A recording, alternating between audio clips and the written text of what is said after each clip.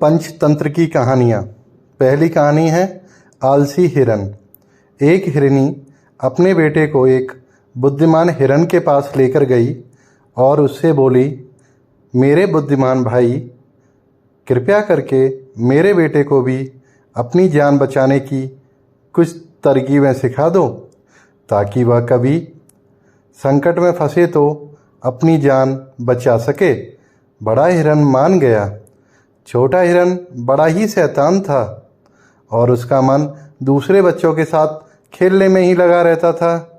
जल्द ही वह कक्षा से गायब रहने लगा और उसने बचाव की कोई तरकीब नहीं सीखी। एक दिन खेलते खेलते वह एक जाल में फंस गया। जब उसकी माँ को यह पता चला तो वह बहुत रोई। बड़ा हिरन उसके पास गया और उससे बोला, प्यारी बहना, मुझे दुख है कि तुम्हारा बच्चा जाल में फंस गया। मैंने उसे सिखाने की बहुत कोशिश की, लेकिन वह कुछ सीखना ही नहीं चाहता था। अगर कोई विद्यार्थी सीखना ही नहीं चाहेगा तो उसे शिक्षक कैसे सिखा पाएगा? तो हमें कहानी से शिक्षा मिलती है कि जो भी हमें हमारे टीचर सिखाते हैं वो हमें हमेशा सीखना चाहिए। अब हम आगे बढ़ते हैं दूसरी कहानी की ओर। कहानी का नाम है जादुई मुर्गी। एक दिन एक निर्धन व्यक्ति एक किसान के पास गया और एक मुर्गी के बदले उससे एक बोरी चावल ले आया। किसान की पत्नी को जब पता चला कि उसके पति ने एक साधारण मुर्गी के बदले बोरी भर चावल दे दिए तो बड़ी नाराज हुई। लेकिन अगले दिन सुबह किसान की पत्नी मुर्गी के पास गई तो उसने एक सोने का अंडा मिला। जादुई मुर्गी हर दिन सोने का अंडा देने लगी। कई सप्ताह ऐसे ही चलता रहा। जल्दी वह किसान गांव में सबसे धनी हो गया।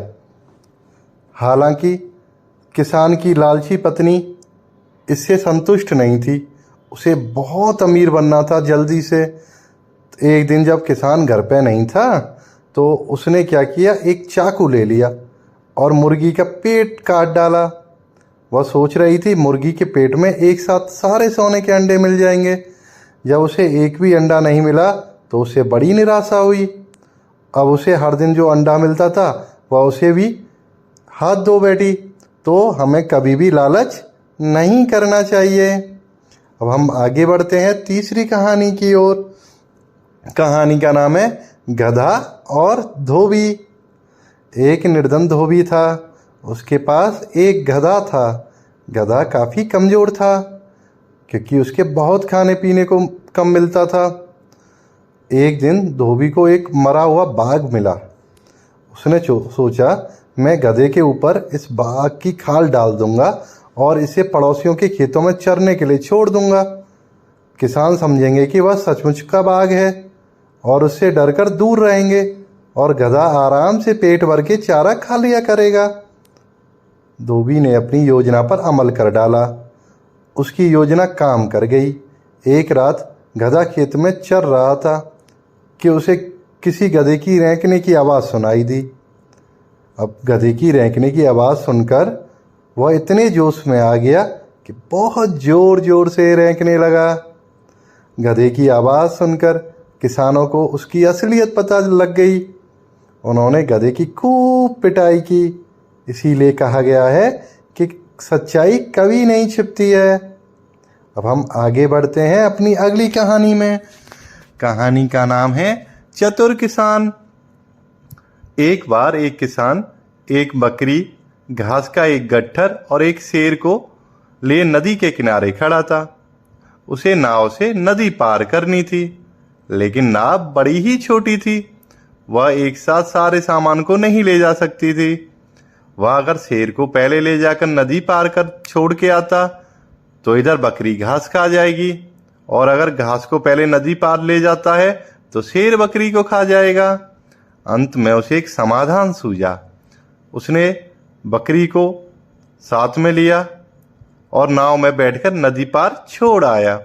इसके बाद दूसरे चक्कर में उसने शेर को नदी पार छोड़ दिया, लेकिन लौटते समय बकरी को फिर से साथ ले आया।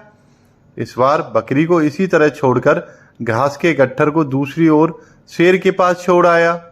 इसके बाद वह फिर से नाव लेकर आया और बकरी को भी ले गया।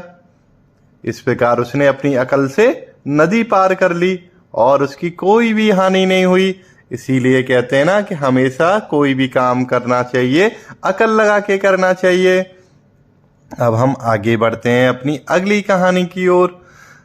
कहानी का नाम है हाथी और गौरैया। एक दिन एक जंगली हाथी एक पेड़ की डाली तोड़ी, जिससे उस पर बना गौरैया का घोंसला टूट गया और उसमें रखे सारे अंडे फूट गए। ये सब देख के गौरैया बहुत रोने लगी, उसको बहुत दुख हुआ। अब वहाँ एक कठफोड़रा रहता था। उस कठफोड़रा ने पूछा, हे मक्खी, तुम मुझे सलाह दो कि मैं किस तरीके से गौरैया की मदद करूं। तो मक्खी ने बोला, गौरैया, हम मेंढक की सहायता ले सकते हैं। तो गौरैया, कठफोड़रा और मक्खी तीनों मेंढक के पास गए और पूरी बात बताई। मेंढक बोला, हम सब एकजुट हो जाएं तो हमारे सामने हाथी क्या कर लेगा। जैसा मैं कहता हूँ वैसा ही करो। मक्खी, तुम दोपहर में हाथी के पास जाना और उसके कान में कोई मीठी सी धुन सुनाना। जब वह धुन में मग्न होकर अपनी आंखें बंद कर ले तो कठफोड़वा उसकी आंखें फोड़ देगा। वह अंधा हो जाएगा। जब उसे प्यास लगेगी तो वह पानी की खोज करेगा। तब मैं दलदल के पास जाकर वहाँ से टर टर करने लगूंगा। वह समझेगा कि पानी है और वह वहीं पहुँच जाएगा और दलदल में फंसकर मर जाएगा। चारों ने मेंढक की योजना के अनुसार अपने अपने काम अच्छी तरह से किए और बिना सोचे समझे काम करने वाला हाथी मारा गया। इसीलिए कहते हैं कि कभी भी हमें कमज़ोर को नहीं सताना चाहिए। अब हम बढ़ते हैं अपनी अगली कहानी की ओर। कहानी का नाम है एकता में ही बल है। एक बार की बात है, कबूतरों का एक झुंड था। अपने राजा के साथ वह भोजन की तलाश में इधर उधर उड़ता रहता था। एक दिन वे सारे कबूतर एक जाल में फंस गए। उन्होंने जाल से छूटने की बहुत कोशिश की, लेकिन वो नहीं छूट पाए। कबूतरों के राजा के मन में एक विचार आया। उसने सारे कबूतरों से कहा कि अगर वे सभी एक साथ उड़ने के लिए बल लगाएं तो वो जाल को साथ में लेकर उड़ सकते हैं। सारे कबूतरों ने उसकी बात मानी और पूरा बल लगाकर जाल को साथ में ले उड़े। शिकारी ने जब कबूतर को जाल के साथ ही उड़ते देखा तो वो हैरान रह गया। कबूतर उड़ते उड़ते एक चूहे के पास पहुँचे। चूहा उनका विश्वसनीय मित्र था। चूहे ने तुरंत ही अपने दांतों से जाल काट दिया और सारे कबूतर मुक्त हो गए। हमें कहानी से शिक्षा मिलती है कि एकता में ही बल है। अब हम बढ़ते हैं अपनी अगली कहानी की ओर। कहानी का नाम है मेंढक और सांप। एक सांप ने एक झील में रहने वाले सारे मेंढकों को खा जाने की योजना बनाई। सांप ने मेंढकों से कहा, एक ब्राह्मण के शाप के कारण मैं तुम लोगों की सेवा करने आया हूँ। मेंढक राज बहुत उत्साहित हुआ और उसने मेंढकों को यह बात बताई। सारे मेंढक उछलकर सांप की पीठ पर चढ़कर सवारी करने निकल पड़े। अगले दिन सांप बोला, मेरे पास खाने के लिए कुछ नहीं है, मैं तेजी से रेंग कर नहीं जा पा रहा हूँ। ये सब सुन के मेंढक राज बोला, तुम अपनी पूंछ पर सबसे पीछे बैठे सबसे छोटे मेंढक को खा सकते हो।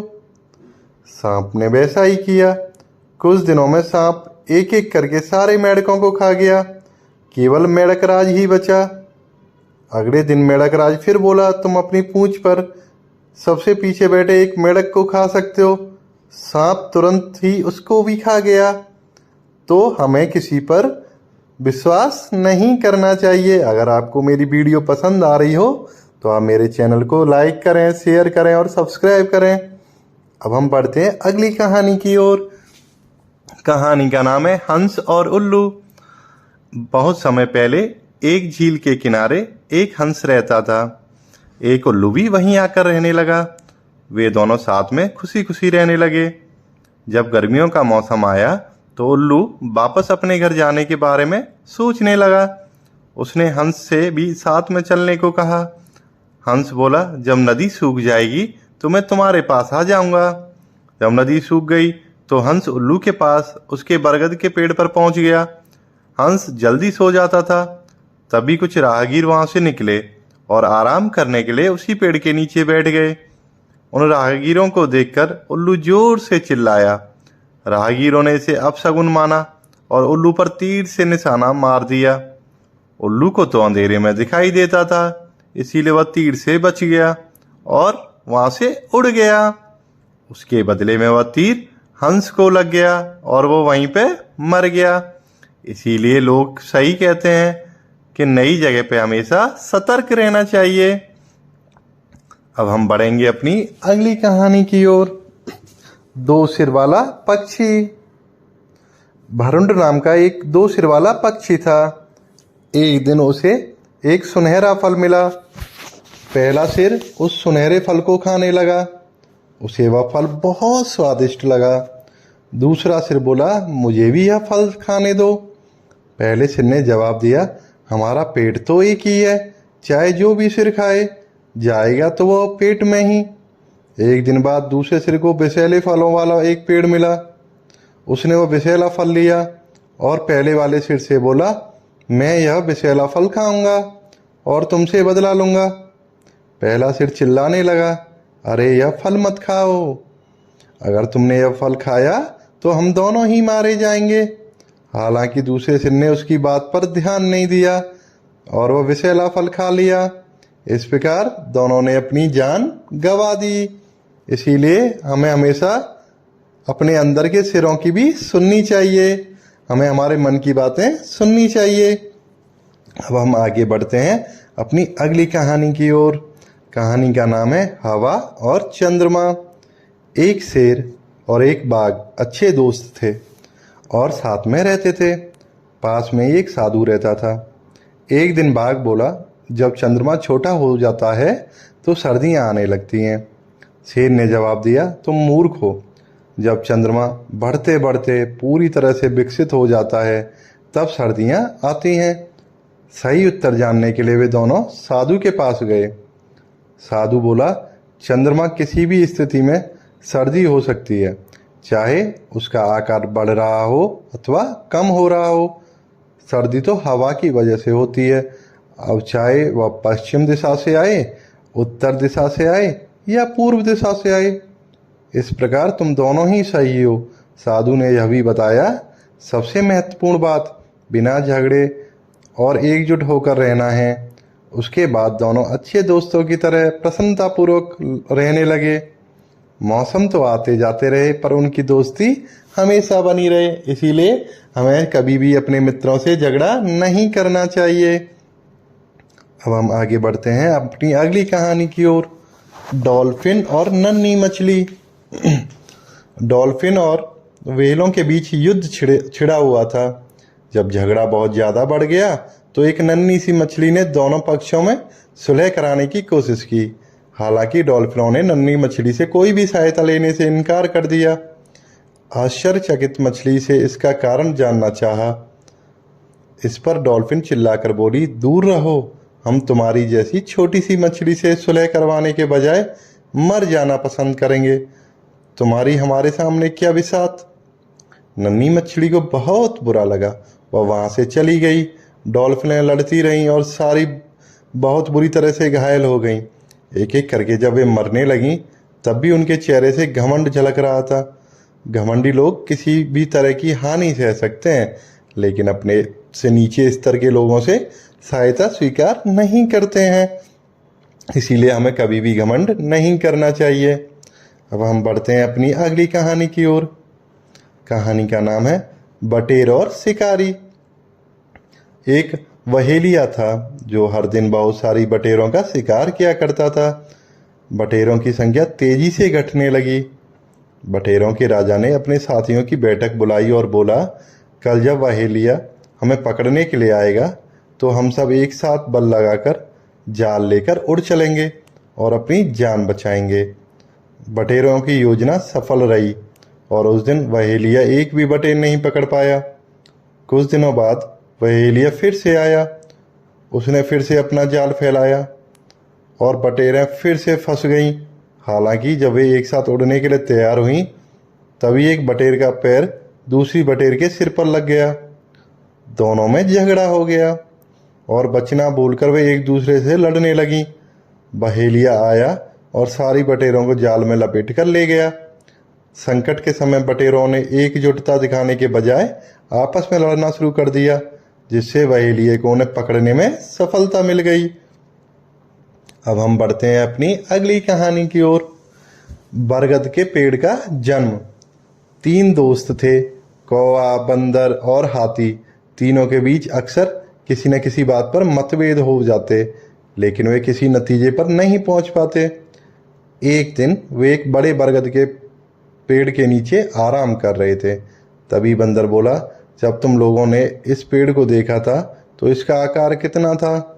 हाथी बोला, जब मैं बच्चा था तब मैं इसकी नर्म नर्म डालियों से अपना पेट रगड़ता। जब मैं छोटा था तब मैंने कुछ बेर खाए थे और उसकी कुछ गुठलियां यहाँ डाल दी थीं। उन्हीं गुठलियों से यह पेड़ उगा है। कौवा आराम से बोला। उसकी बात सुनकर बंदर बोला, दोस्त, जब मैंने पहली बार इसे देखा था तो यह एक पौधा ही था। तो अब भाई, अब ऐसा लगता है कि तुम ही हम सब लोगों में बड़े हो। अब हम तुम्हारी राय सुना करेंगे। अब हम बढ़ते हैं अगली कहानी की ओर। शरारती बंदर। बोधिसत्व ने एक बार साधु के रूप में जन्म लिया। हर रोज साधु गांव जाकर भिक्षा मांगता। जब साधु गांव जाता तो एक बंदर उसकी कुटिया में घुस जाता और खाने पीने का सारा सामान चट कर जाता तथा सारा सामान अस्त व्यस्त कर जाता। एक बार जब बंदर साधु की कुटिया में घुसा तो उसे खाने को कुछ नहीं मिला। वह साधु को देखने गांव तक चला गया। गांव वाले पूजा करने के बाद साधु को प्रसाद दे जाते रहे। बंदर साधु के पास जाकर हाथ जोड़कर खड़ा हो गया। गांव वालों को लगा कि यह बंदर तो ध्यान कर रहा है। वे उसकी भक्ति देखकर बहुत प्रसन्न हुए। तभी साधु ने बंदर को पहचान लिया। उसने गांव वालों को बता दिया कि यह तो वही बंदर है जो उसकी कुटिया में घुसकर सारा सामान तोड़ फोड़ देता है और उसे परेशान करता है। क्रोधित गांव वालों ने उस बंदर को खदेड़ कर भगा दिया। अब हम आगे बढ़ते हैं अगली कहानी की ओर। हमारी अगली कहानी का नाम है लोमड़ी और अंगूर। एक भूखी लोमड़ी जंगल में इधर उधर घूम रही थी। अचानक उसकी नज़र पके और रसीले अंगूरों की बेल पर पड़ी। उसने मन में सोचा, ये अंगूर तो बड़े स्वादिष्ट होने चाहिए, मैं इन्हें जरूर खाऊंगी। अंगूर बहुत ऊंचाई पर लगे हुए थे। लोमड़ी ने छलांग लगाकर अंगूर तोड़ने की बहुत कोशिश की, लेकिन वह उन तक नहीं पहुंच पाई। वह छलांग लगा लगाकर अंगूर तोड़ने की कोशिश करती रही, लेकिन उसे सफलता नहीं मिली। जब वह प्रयास करके थक गई तो उसे समझ में आ गया, अब और प्रयास करना बेकार है। वह अपने आप से बोली, अरे मुझे नहीं चाहिए ये अंगूर, ये तो बहुत खट्टे हैं। लोमड़ी का यह व्यवहार दिखाता है कि जब किसी को कोई चीज़ नहीं मिलती है तो वह उसमें कमियां निकालने लगता है। तो हमने तभी से एक कहावत सुनी है ना, अंगूर खट्टे हैं। अब हम बढ़ते हैं अपनी अगली कहानी की ओर। अगर आपको मेरी कहानियाँ अच्छी लग रही हों तो आप मेरे चैनल को लाइक करते चलो, मेरी वीडियो को शेयर करो और मेरे चैनल को सब्सक्राइब करो। मोर और सारस। एक झील किनारे एक मोर रहता था। उसे अपने सुंदर सुंदर पंख बहुत अच्छे लगते थे। एक दिन एक सारस भी वहीं रहने आ गया। मोर ने कहा, तुम्हारा इस स्थान पर स्वागत है। अब मोर ने अपने पंख फैलाए। चमकीली धूप में उसके रंगीन पंख बहुत सुंदर लग रहे थे। झील के पानी में उनकी परछाई दिखाई दे रही थी। वह अपने पंखों को देखकर गर्व महसूस करने लगा। गर्व में डूबा मोर बोला, मेरे पंख देखो, देखा कितने सुंदर और आकर्षक हैं।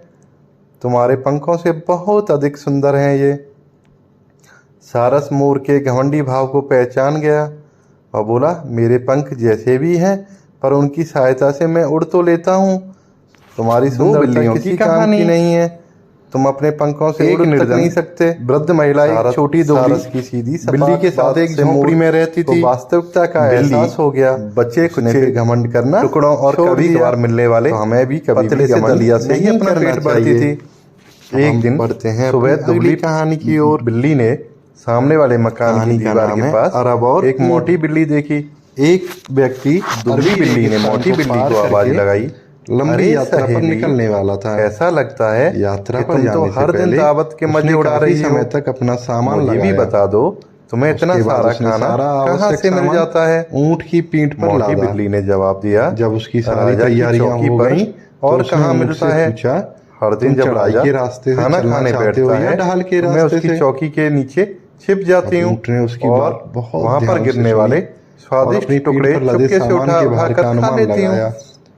कुछ देर बाद दुबली बिल्ली पूछा, मालिक क्या जाने का कोई मैदानी रास्ता भी है? मोटी बिल्ली ने फिर कहा, तो मैं उसी मैदानी रास्ते से राजा के महल में कल ले चलूंगी। मेरे ऊपर जो भार याद रखना उसके हिसाब से मैदानी रास्ता ही ठीक रहेगा।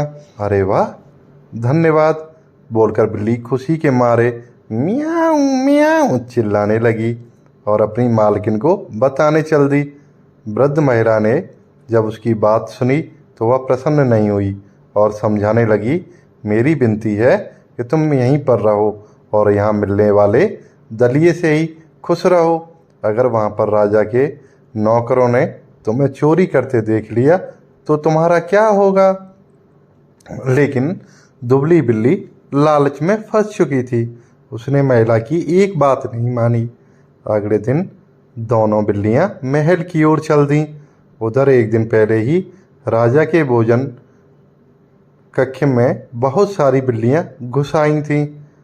इससे नाराज होकर राजा ने आदेश दिया था कि महल में घुसने वाली हर बिल्ली को वहीं पर जान से मार दिया जाए।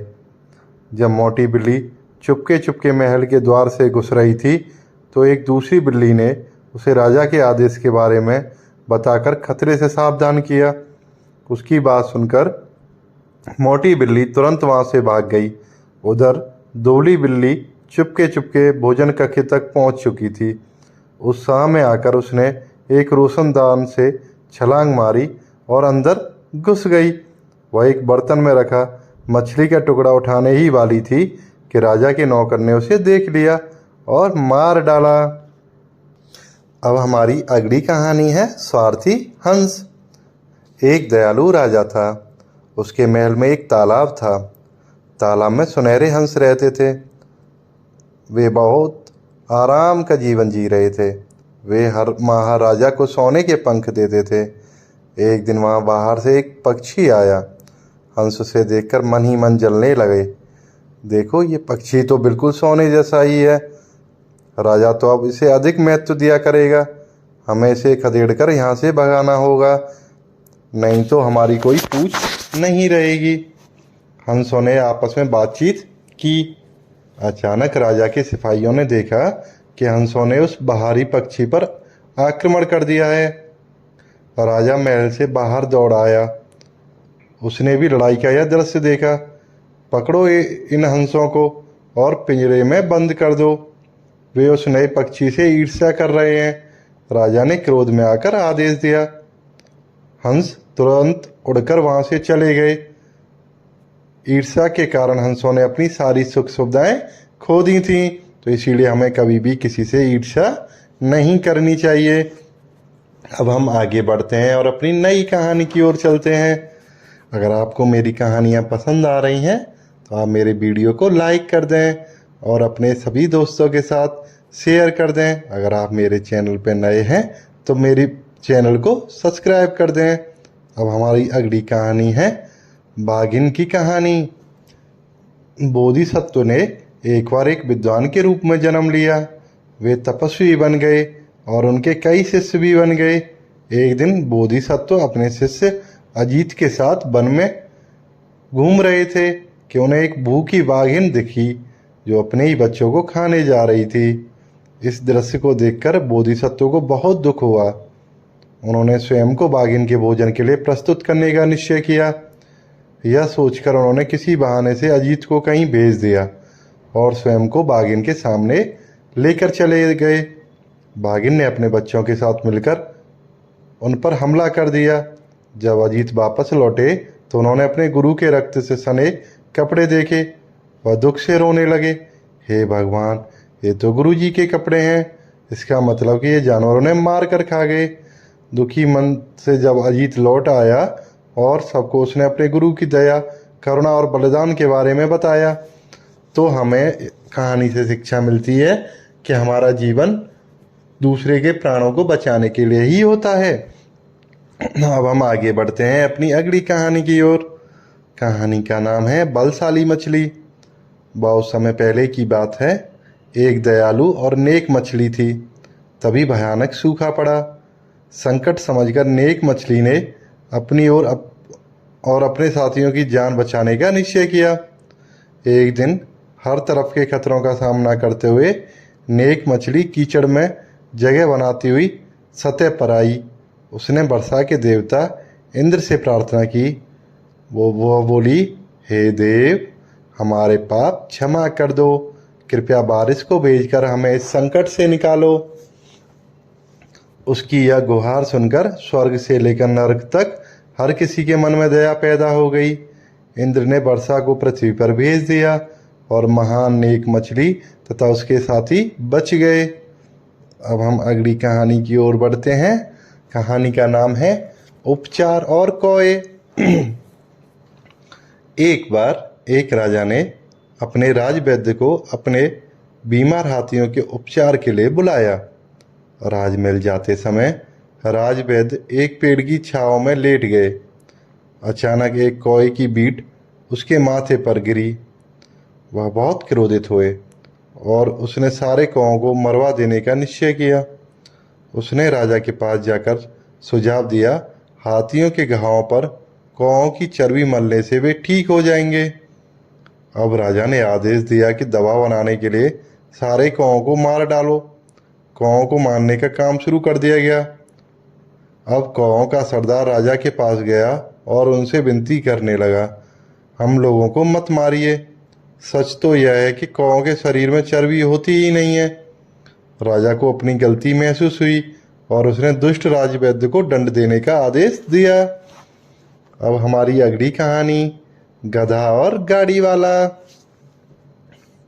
एक गाड़ी वाला अपने गधे की गाड़ी में जोते जा रहा था।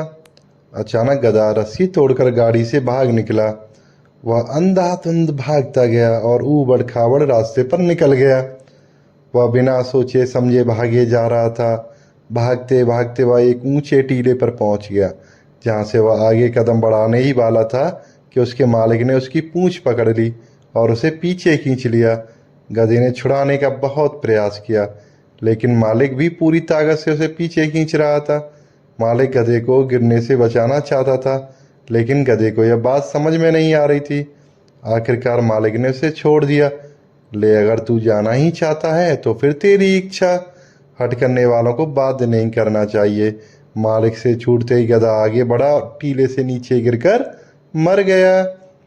आपको मेरी कहानी कैसी लग रही है? आप मुझे कमेंट बॉक्स में कमेंट करके बताते रहें। अब हमारी अगली कहानी है, कछुए ने बचाई अपनी जान। एक राजा ने अपने छोटे बच्चों के लिए एक तालाब बनवाया। उसने अपने सिपाहियों से उस तालाब में कुछ मछलियां डालने को भी कह दिया। संयोग से उन मछलियों के साथ एक कछुआ भी तालाब में आ गया। जब राजकुमारी ने कछुओं को देखा तो वो डर कर भागे। राजा ने कछुए को मार डालने का आदेश दिया। सिपाहियों को समझ में नहीं आ रहा था कि वे कछुए को कैसे मारें। काफी सोच विचार के बाद एक सिपाही बोला, इसको नदी में पड़े पत्थरों पर फेंक देते हैं, जिससे यह मर जाएगा और नदी की ओर बह जाएगा। कछुए ने यह सुना तो अपने खोल से सिर बाहर निकालकर बोला, तुम लोग मुझे सीधे ही पानी में फेंक दो, मैं उसी से मर जाऊंगा। सिपाहियों ने उसे नदी के पानी में फेंक दिया। कछुआ हंसता हुआ तैरकर अपने घर वापस चला गया। अगली कहानी है, नाजुक चूजा। एक बार की बात है, एक नाजुक चूजा जंगल में सैर के लिए निकला। वह देवदार के पेड़ के नीचे से जा रहा था। तभी अचानक एक फल उसके सिर पर आ गिरा। नाजुक चूहे ने समझा कि हो न हो आसमान गिर रहा है। भयभीत होकर वह दौड़ने लगा। उसने जंगल के राजा शेर को यह बताने का निर्णय किया और तेजी से दौड़ने लगा। उसे बेतहासा भागते देखकर मुर्गी ने पूछा, अरे अरे ओ नाजुक चूजे, कहाँ दौड़ कर जा रहे हो? हाँफता हाँफता नाजुक चूहा बोला, आसमान गिर रहा है, भागो, मैं शेर भाई को बताने जा रहा हूँ। मुर्गी भी नाजुक चूजे के साथ हो ली। मुर्गा भी मार्ग में उनकी मुलाकात बतख से हुई। सारी बातें जानकर वह भी उनके साथ दौड़ने लगी। चलते चलते उन्हें लोमड़ी मिली। उसने पूछा, अरे भाई, तुम सब कहाँ जा रहे हो? उन तीनों ने कहा, हम लोग शेर को बताने जा रहे हैं कि आसमान गिर रहा है। चींटी और टिड्डा। लोमड़ी उन तीनों को गर्मियों के दिन शेर थे। के पास ले एक गई। मैदान में एक टिड्डा शेर अपनी सभी मस्ती के में साथ झूम उस झूम पेड़ कर के गाना नीचे गा आया। रहा था। तभी फिर से तभी उधर देवदार से का एक एक चींटी फल गुजरी। नाजुक वह एक चूजे पर मक्के गिरा का दाना उठाकर और वह अपने घर घबरा ले कर जा रही चिल्लाया, थी। टिड्डे ने उसे वह बुलाया देखो, और कहा, चींटी आसमान रानी, गिर चींटी रहा रानी, है। कहाँ जा यह रही हो? सुनकर सभी एक इतना साथ अच्छा हंसने मौसम लगे। है, आओ बातें करें, मस्ती करें। शिक्षा क्या है? चींटी ने कहा, बिना टिड्डे भाई, समझे मैं अफवाहें सर्दियों न के लिए भोजन फैलाएं। इकट्ठा कर रही हूँ। अब हम बहुत बढ़ेंगे काम अपनी पड़ा है, अगली मुझे कहानी क्षमा की कर ओर। दोगे? मैं बैठ नहीं सकती। टिड्डे ने फिर कहा, अरे सर्दियों की चिंता क्यों करती हो? अभी तो सर्दी आने में बहुत देर है। पर चींटी मुस्कुराकर चलती रही। उसे अपना काम पूरा करना था। शीघ्र ही सर्दियां आ गईं। टिड्डे के पास खाने के लिए कुछ नहीं था, जबकि चींटी अपने इकट्ठे किए अनाज को आराम से बैठकर खा रही थी। टिड्डे को अब आभास हुआ कि कठिन दिनों के लिए उसे भी पहले से ही तैयारी कर लेनी चाहिए थी। शिक्षा, आज किए गए कार्य का फल आने वाले समय में मिलता है। गधा, लोमड़ी और शेर। एक बार एक लोमड़ी और एक गधे में दोस्ती हो गई। दोनों ने मिलकर आपस में एक समझौता किया। उन्होंने सदा एक दूसरे की मदद करने का वादा किया। एक दिन दोनों साथ मिलकर भोजन ढूंढने के लिए जंगल में गए।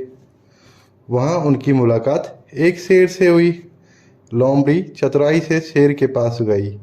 उसने शेर से कहा, महाराज, यदि आप मुझे कोई नुकसान नहीं पहुंचाएंगे तो मैं गधे को आपके पास ले आऊंगी।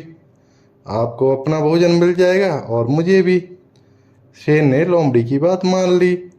लोमड़ी गधे को अपनी बातों में उलझाकर एक गहरे गड्ढे की ओर ले गई। बात करते करते बेचारे गधे ने ध्यान ही नहीं दिया और वह गड्ढे में गिर गया। शेर अवसर की तलाश में ही था। सबसे पहले उसने लोमड़ी पर हमला करके उसे मार डाला। झक्कर उसने लोमड़ी का भोजन किया। बाद में उसने आराम से गधे को भी मारा और खा लिया। शिक्षा, मित्र को धोखा देने वाला स्वयं अपनी ही बर्बादी को आमंत्रित करता है। अब हम बढ़ते हैं अपनी अगली कहानी की ओर। अगर आपको मेरी कहानी पसंद आ रही हो तो आप वीडियो को लाइक करें और अपने अन्य दोस्तों के साथ शेयर करें। और मेरे चैनल पे आप नए हैं तो चैनल को भी सब्सक्राइब करें।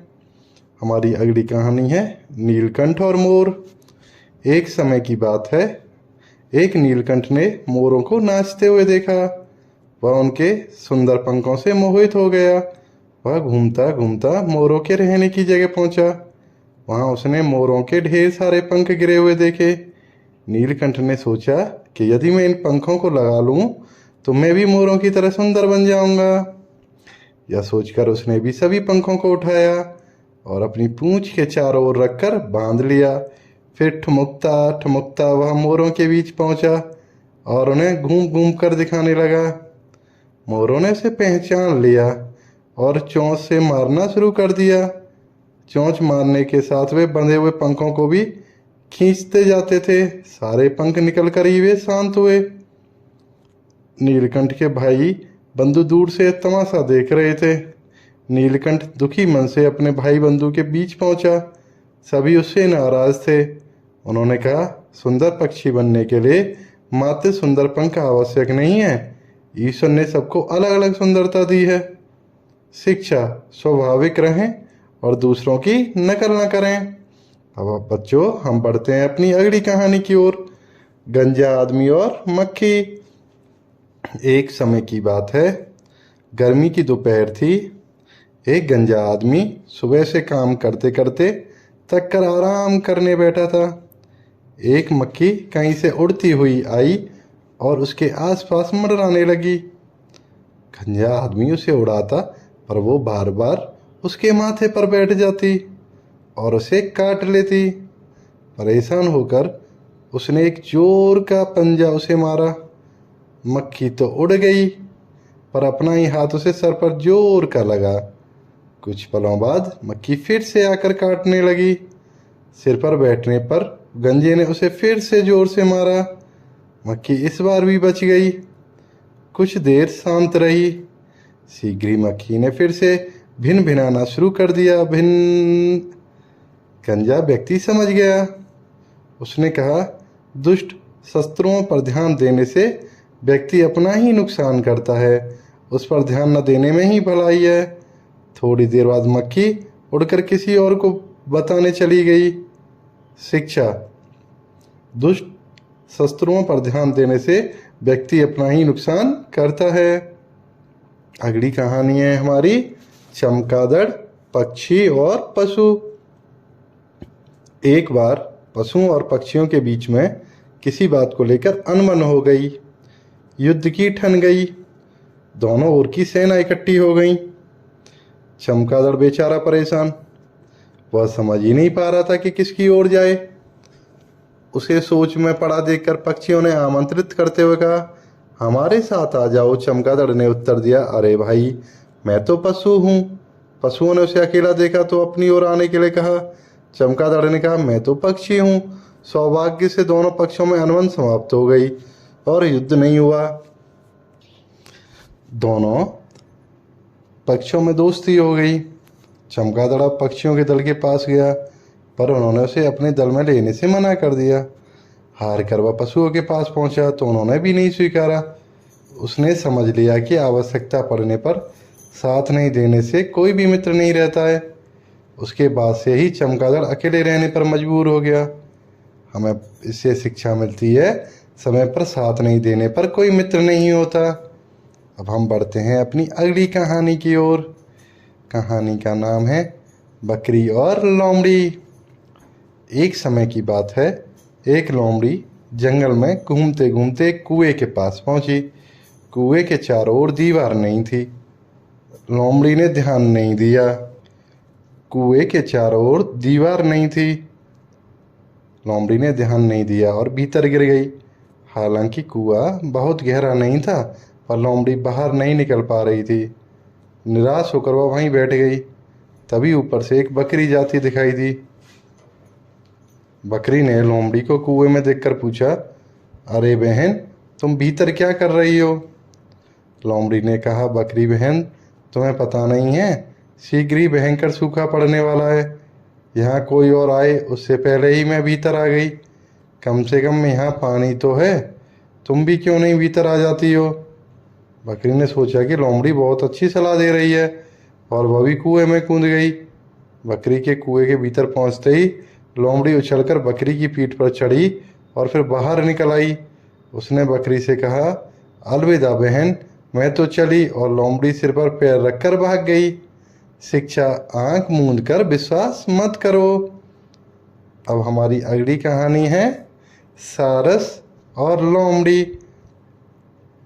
एक समय की बात है, एक सारस और एक लोमड़ी में गहरी मित्रता थी। लोमड़ी बड़ी चालाक थी, पर सारस सीधा साधा प्राणी था। एक दिन लोमड़ी ने सारस को भोजन के लिए आमंत्रित किया। सारस मित्र के घर आया। लोमड़ी ने सूप बनाया था। उसने एक छिछली तस्तरी में सूप परोसा। लोमड़ी ने अपनी जीभ से चाटकर सूप का भरपूर आनंद लिया, पर सारस मात्र अपनी चोंच का अगला भाग ही गीला कर पाया। उसे भूखा ही वापस जाना पड़ा। लोमड़ी ने कहा, क्षमा करना, क्या तुम्हें सूप अच्छा नहीं लगा? सारस ने कहा, क्षमा मत मांगो, ऐसी कोई बात नहीं है, तुम कल मेरे घर पर भोजन पर आना। सारस ने लोमड़ी को सबक सिखाने की सोची। अगले दिन लोमड़ी सारस के घर खाना खाने गई। सारस ने भी सूप बनाया था। उसने एक लंबी सुराहीदार गर्दन वाले बर्तन में सूप परोसा। लोमड़ी का मुंह भीतर जा ही नहीं पाया और वह किसी भी प्रकार सूप नहीं चख पाई और भूखी रह गई। सारस ने आराम से सूप पिया। लोमड़ी को अपने किए का फल मिल गया था। अब हमें शिक्षा मिलती है जैसे को तैसा। अब हमारी अगली कहानी है मेंढक और बैल। एक जंगल में एक मेंढक अपने बच्चों के साथ रहता था और मेंढक खा पीकर खूब तगड़ा हो गया और सदा डींग हाँकता है कि वो सबसे बड़ा है। एक दिन बच्चों ने एक बड़े से जानवर को देखा। वह एक किसान का बैल था। जंगल में देखकर उन्होंने सोचा, यह प्राणी तो पहाड़ की तरह बड़ा है। इसके सिर पर सींग है, पीछे एक लंबी सी पूंछ है। लगता है संसार का सबसे बड़ा प्राणी है। यह बात बच्चों ने अपने पिता को बताई।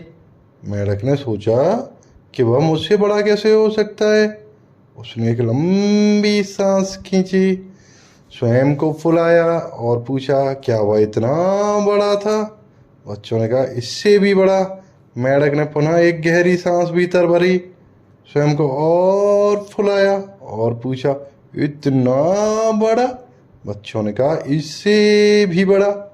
मेंढक ने और जोर से गहरी सांस भरी, स्वयं को फुलाया, पर इस बार वह स्वयं ही फट गया। हमें शिक्षा मिलती है घमंड पतन का कारण बनता है। अब हमारी अगली कहानी है शेर और सूअर। हम कहानी शुरू करने से पहले आपसे आग्रह करते हैं, अगर आपको कहानी पसंद आ रही है तो आप हमारे वीडियो को लाइक करें और अपने दोस्तों के साथ शेयर करें। अगर आप चैनल पर नए हैं तो चैनल को सब्सक्राइब कर लें। हमारी कहानी है शेर और सूअर। किसी जंगल में एक शेर रहता था।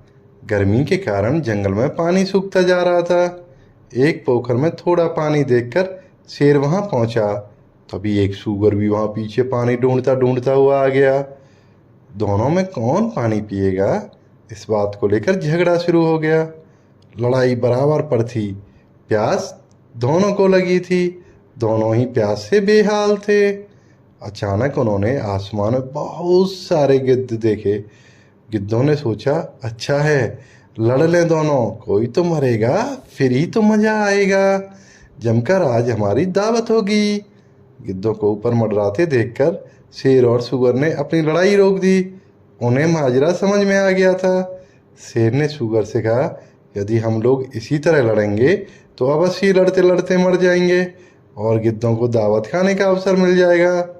उनका भोजन बनने की जगह मित्रता करने में ही हमारी भलाई है। और फिर दोनों ने साथ में पानी पी लिया। शिक्षा, झगड़ा करने से अच्छा है दोस्त बनाना। अब हमारी अगली कहानी है शेर और लोमड़ी। एक बार जंगल का राजा शेर बीमार हो गया। कमजोरी के कारण शिकार करने में परेशानी होने लगी। अब राजा ने अपनी वसीयत सुनाने की इच्छा से अपने राज्य के सभी जानवरों को अपनी गुफा में बुलाया। सबसे पहले एक बकरी आई और अपने महाराज के पास गई। अगले दिन एक पेड़ आया और फिर एक बछड़ा राजा की वसीयत सुनने गया। भाग्यवश शेर स्वस्थ हो गया और गुफा से बाहर आया। बाहर उसने एक लोमड़ी को बैठे देखा। शेर ने कहा, मैं भीतर तुम्हारी प्रतीक्षा कर रहा था, तुम आई क्यों नहीं? लोमड़ी ने कहा, महाराज, मैं तो आपके पास ही आई थी। यहाँ पर मुझे बहुत सारे खुर के निशान दिखे जो भीतर की ओर गए हैं, पर बाहर आता हुआ एक भी नहीं मिला। इसीलिए मैं यहीं बैठकर किसी के बाहर आने की प्रतीक्षा करने लगी। ऐसा कहकर लोमड़ी भाग गई और शेर घुर्राता रह गया। शिक्षा, विरोधी के जाल से बाहर निकलना आसान नहीं है। अब हम चलते हैं अपनी अगली कहानी की ओर। कहानी का नाम है कछुआ और खरगोश। किसी जंगल में एक खरगोश रहता था। उसे अपनी तेज गति पर बहुत घमंड था। जंगल में रहने वाले पशुओं के सामने वह सदा अपनी बढ़ाई किया करता था। उससे तेज कोई नहीं भाग सकता। एक दिन उसने सभी जानवरों को दौड़ लगाने की चुनौती दे दी। एक कछुआ सामने आया और बोला, मुझे तुम्हारी चुनौती स्वीकार है। खरगोश ने जोर से ठहाका मारा और कहा, कछुए भाई, तुम अच्छा मजाक कर लेते हो, तुम दौड़ोगे मेरे साथ? कछुए ने कहा, अधिक न इतराओ, कल मैदान में देख लेना। अगले दिन नियमित समय पर दोनों के बीच दौड़ आई। सभी जानवर इकट्ठे थे। दूरी तय हुई और दौड़ शुरू हुई। खरगोश भागा और आंखों से ओझल हो गया। थोड़ी दूर जाकर खरगोश ने पीछे मुड़कर देखा, कछुआ नहीं दिखा। उसने सोचा कि वह धीरे धीरे आएगा, तब तक क्यों न थोड़ा आराम कर लूं। खरगोश एक पेड़ के नीचे लेटा और उसकी आंख लग गई। इधर कछुआ बिना रुके लगातार चलता रहा और खरगोश को सोता छोड़कर जीत की रेखा तक पहुंच गया। हमें शिक्षा मिलती है, सतत प्रयत्न करने वाला व्यक्ति सदा ही विजयी होता है। अब हम चलते हैं अपनी अगली कहानी की ओर। कहानी का नाम है कानी हिरणी। एक हिरणी की एक आंख में किसी शिकारी का तीर लग गया। उसे अब एक ही आंख से दिखाई देता था, पर वह दुखी नहीं हुई। किसी भी खतरे से बचने के लिए वह ऊंची पहाड़ी पर चरा करती थी। एक बार नाव पर सवार होकर समुद्र की ओर से शिकारी आए। हिरणी आवाज से चौकन्नी हो गई। उसने सिर घुमाकर चारों ओर देखा। नाव से निशाना साधते शिकारी को देखकर वह सब समझ गई और पलक झपकते चौकड़ी भरकर 9-2-11 हो गई। हमें शिक्षा मिलती है, सूझबूझ से अपने को बचाया जा सकता है। अब हम बढ़ते हैं अपनी अगली कहानी की ओर। कहानी का नाम है कृतघ्न शेर। एक बार एक शेर पिंजड़े में फंस गया। उससे निकलने की बहुत सारी कोशिश की, लेकिन उसे सफलता नहीं मिली। तभी उसे बगल के रास्ते गुजरता हुआ एक आदमी दिखा। शेर ने उससे सहायता मांगी। ओ आदमी, अरे आदमी, इधर आओ। और उससे वादा किया कि वह उसे बाहर निकालेगा तो वो उसको नहीं खाएगा। शेर की बात पर विश्वास करके उस आदमी ने पिंजरा खोल दिया। शेर बाहर आ गया, लेकिन बाहर आते ही वो अपना वादा भूल गया। अब वह उस आदमी को खाना चाहता था। अब वो आदमी घबरा गया और अपनी जान बचाने का तरीका सोचने लगा। उसने सुझाव रखा कि वह अपने मामले को सुलझाने के लिए किसी की सहायता लेते हैं। वहीं से निकल रहे एक सियार ने उन दोनों से मुलाकात की और उनका फैसला सुनाने का सुझाया। सियार बहुत चतुर था। उसने कहा कि जो जो हुआ वह सब उसके सामने फिर से करके दिखाओ। शेर फिर से पिंजरे में घुस गया और सियार के कहे अनुसार उस आदमी ने जल्दी से पिंजरा बंद कर दिया और उस पर ताला लगा दिया। इसके बाद वह आदमी और वह सियार दोनों वहां से भाग निकले और कृतघ्न शेर फिर से पिंजरे में बंद रह गया। अब हमारी अगली कहानी है मुर्गी और बाज। एक बाज और एक मुर्गी आपस में बातें कर रहे थे। बाज ने मुर्गी से कहा, तुम सबसे अधिक एहसान फरामोश पक्षी हो, ऐसा क्यों कह रहे हो? मुर्गी ने गुस्से में पूछा।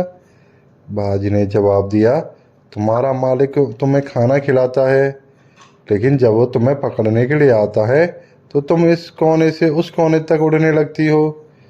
मैं तो जंगली पक्षी हूँ, फिर भी मैं दयालु लोगों का ख्याल रखता हूँ।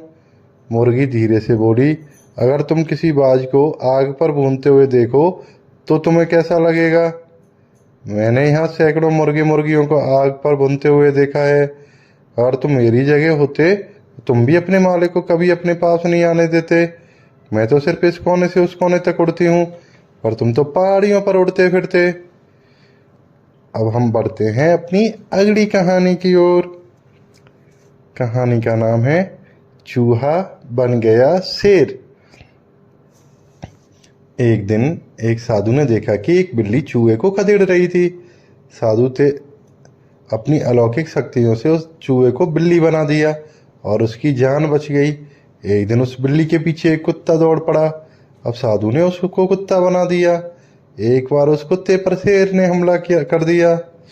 साधु ने तुरंत उस कुत्ते को शेर बना दिया। जो गांव वाले इस नए शेर का रहस्य जानते, ये भी उसका मजाक उड़ाते थे। उनके लिए वह एक पिद्दी सा चूहा ही था जो शेर बना फिरता था। अब इस शेर ने सोचा कि जब तक साधु जीवित रहेगा सब लोग उसका ऐसे ही मजाक उड़ाते रहेंगे। साधु ने इस शेर को अपनी ओर आते देखा तो इसके इरादे समझ गया। साधु बोला, अच्छा बेटा, जाओ तुम फिर से चूहा बन जाओ, तुम आसान परामर्श हो और शेर बनने के लायक नहीं हो। और इस प्रकार वह शेर फिर से सिकुड़कर दोबारा चूहा बन गया। अब हम बढ़ते हैं अपनी अगली कहानी की ओर। कहानी का नाम है ऊंट का बदला। ये कहानी शुरू होती है एक ऊंट और एक सियार से, जहाँ ये दोनों पक्के दोस्त थे। एक दिन वे लोग एक खेत में जाते हैं और उस खेत में तरबूज लगे हुए थे। भरपेट तरबूज खाने के बाद सियार और ऊंट बोले, अब हम डेली यहीं आया करेंगे। तो फिर वो अगले दिन खेत में जाते हैं, फिर से उस खेत में तरबूज खाते हैं। अब तरबूज खाते खाते सियार का पेट जल्दी से भर जाता है। सियार बोलता है, अब तो मुझे चिल्लाने का मन हो रहा है। तो ऊंट बोलता है, नहीं, आप चिल्लाओ नहीं, आप चिल्लाओगे तो किसान आ जाएगा। बट सियार ने कहा, गाना गाए बगैर मेरा खाना नहीं पचता। जल्दी किसान वहां आ गया। किसान को आते देख सियार तो भाग लिया, लेकिन किसान ने ऊंट की जमकर पिटाई कर दी। एक दिन ऊंट ने सियार से कहा, चलो भाई नदी में तैरते हैं, मैं बोलूंगा और तुम मेरी पीठ पर बैठे रहना। सियार तैयार हो गया। ऊंट सियार को पीठ पर बिठाए हुए गहरे पानी में पहुंचा तो डुबकी लगाने लगा। सियार चिल्लाने लगा, अरे ये क्या कर रहे हो, मैं डूब जाऊंगा। लेकिन मैं तो पानी में जाकर डुबकी लगाता हूँ, इसी से मेरी सेहत अच्छी रहती है। और ऊंट बीच मझधार में गया, गहरे पानी में जाके डुबकी लगा दी। तो ऊंट ने सियार से अपना बदला ले लिया। तब हम बढ़ते हैं अपनी अगली कहानी की ओर। कहानी का नाम है झूठा दोस्त। एक हिरन और एक कौवा पक्के दोस्त थे। एक दिन कौवे ने हिरन को एक सियार के साथ देखा। सियार बड़ा ही चालाक था। कौवे ने अपने दोस्त हिरन को समझाया कि भाई तुम इस सियार पे कभी भरोसा मत करना।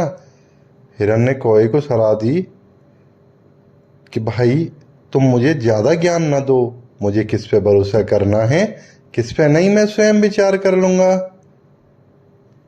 और वो सियार के साथ एक खेत में चला गया। हिरन वहाँ लगे जाल में फंस गया। सियार उससे कहने लगा, मैं तो किसान को बुलाने जा रहा हूँ, वह आएगा और तुम्हें मार डालेगा, मुझे भी वह तुम्हारे गोश्त का हिस्सा देगा। हिरन चिल्लाने लगा। कौवे ने अपने दोस्त के चिल्लाने की आवाज़ सुनी तो तुरंत उसकी सहायता के लिए आ गया। उसने हिरन से कहा कि वह ऐसे लेट जाए जैसे वो सचमुच मर गया हो। थोड़ी देर में सियार की आवाज़ सुनकर किसान वहाँ आ पहुँचा।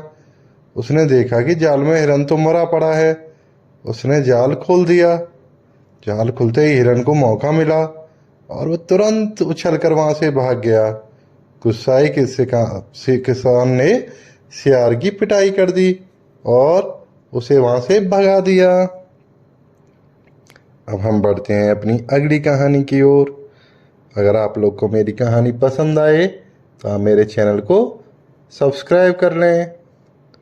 कहानी का नाम है शैतान मेमना। एक बकरी अपने शैतान बच्चे के साथ रहती थी। एक दिन वह सुबह उछलते कूदते मेमना जंगल की ओर चला गया। उसकी माँ ने बच्चे को काफ़ी मना किया कि वह घने अंधेरे जंगल में अकेले न जाए। उसने कहा, वहाँ बहुत सारे जंगली और ख़तरनाक जानवर होंगे, बेटे वहाँ अकेले मत जाओ।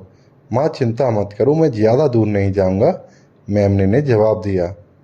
नन्हा मेमना उछल कूद करते हुए खेल में मग्न हो गया और उसे पता ही नहीं चला कि वह जंगल में कितनी दूर आ गया है। जल्दी अंधेरा हो गया। अब वह वापस अपनी माँ के पास जाना चाहता था, लेकिन बेचारा इतना घबराया मेमना रास्ता भूल गया। वह गुम हो चुका था और उसे समझ नहीं आ रहा था कि अब वो क्या करे। वो अपनी माँ को पुकारते हुए चिल्लाने लगा। उसे अपने आरामदायक घर की याद सताने लगी। उसे महसूस हुआ कि उसने अपनी माँ की बात न मानकर बड़ी गलती कर दी। तभी एक भेड़िया वहाँ आ पहुँचा और बोला, अरे आज रात तो मैं इसी मेमने का स्वादिष्ट मांस खाऊंगा। भेड़िए ने झपटकर मेमने को दबोच लिया। बेचारे मेमने को अपनी माँ की बात न मानने का दंड भुगतना पड़ा। अब हम बढ़ते हैं अपनी अगली कहानी की ओर।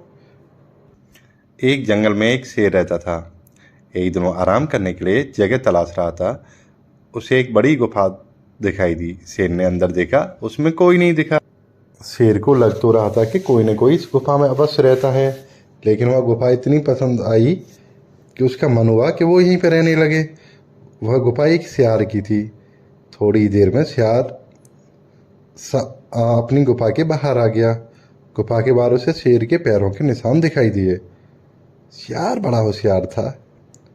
वो अलर्ट हो गया। उसने कहा, अच्छा, इसका मतलब इसमें अंदर शेर गया हुआ है। अब उसने कहा, अब मुझे ये पता नहीं है शेर अंदर है या वापस चला गया। उसने कहा, चलो कुछ चाल चलते हैं। वो जोर से चिल्लाया, ओ गुफा, अगर तुमने रोज की तरह मुझसे बात नहीं की तो मैं यहाँ से चला जाऊंगा। शेर ने सियार की आवाज़ सुनी तो उसके मन में लालच आ गया।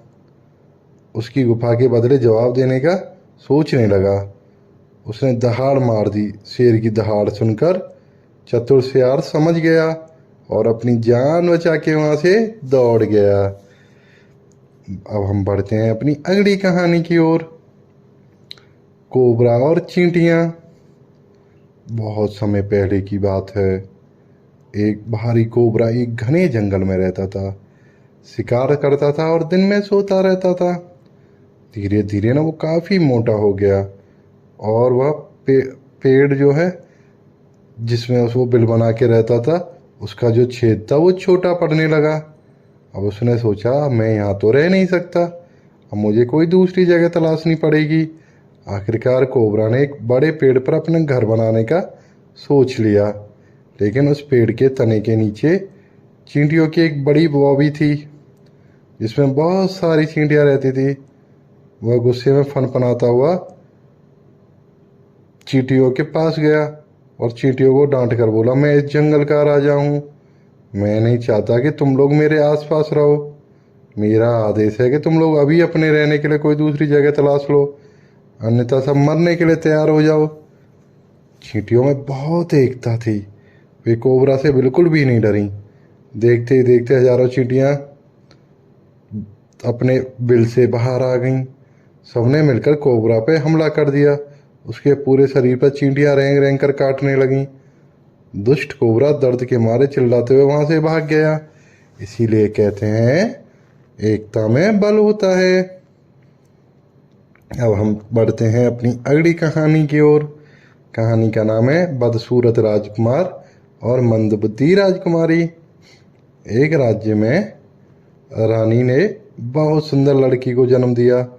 तभी एक परी वहाँ आई और बोली, यह लड़की बहुत सुंदर है परंतु मंदबुद्धि होगी। जो भी आदमी इससे शादी करेगा वह इसके प्रभाव से सुंदर हो जाएगा। वहीं पड़ोस के राज्य में रानी के एक बदसूरत राजकुमार हुआ।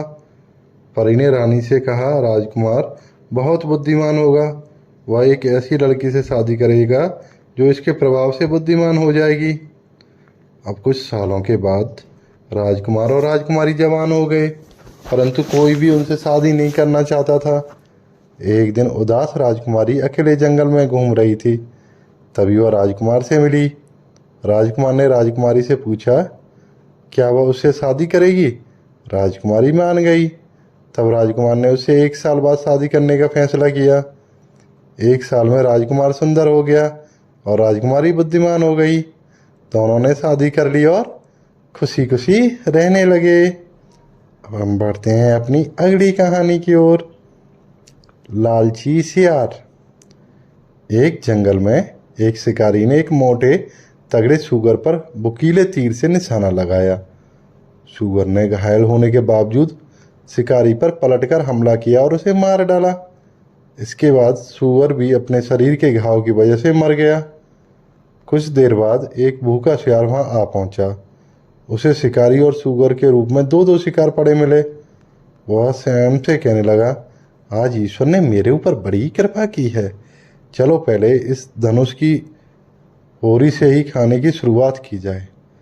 सियार सियार की लाश के पास गया और धनुष की डोरी को कुतरने लगा।